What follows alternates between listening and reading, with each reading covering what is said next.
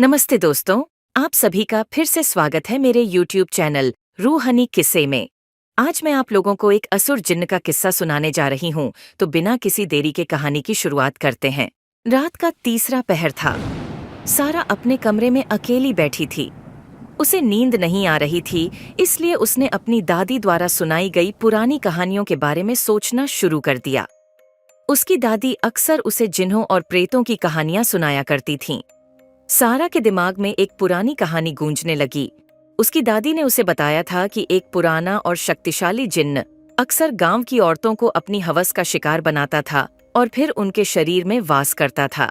यह जिन्न बहुत ही खतरनाक था और उसके पास अलौकिक शक्तियां थीं। उसकी दादी ने चेतावनी दी थी कि रात को कभी भी अकेले नहीं रहना चाहिए, विशेषकर तब जब आसमान में बादल छाए हों और हवा में अजीब सी ठंडक हो। अचानक सारा को महसूस हुआ कि कमरे की हवा ठंडी हो गई है।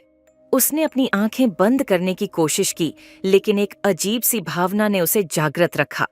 तभी उसे दरवाजे पर खरोंचने की आवाज सुनाई दी। उसने डरते हुए दरवाजे की तरफ देखा, लेकिन वहां कोई नहीं था। जैसे ही उसने वापस अपने बिस्तर की तरफ देखा, उसे एक छाया दिखाई दी। यह छाया बहुत बड़ी और भयानक थी। सारा के दिल की धड़कन तेज हो गई। छाया धीरे धीरे सारा की तरफ बढ़ने लगी।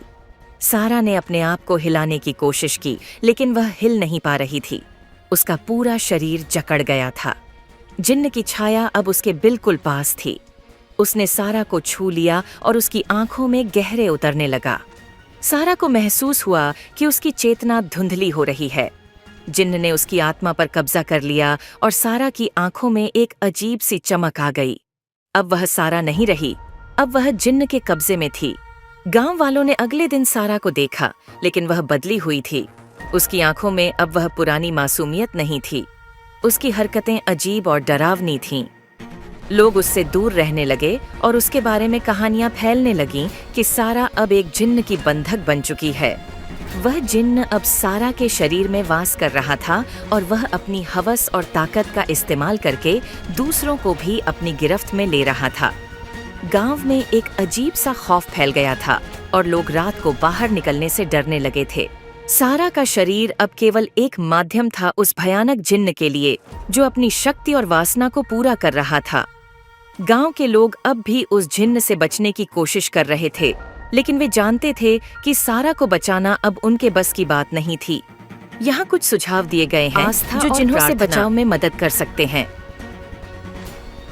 नियमित रूप से प्रार्थना करना और अपने धर्म के अनुसार धार्मिक क्रियाकलापों में शामिल होना महत्वपूर्ण है।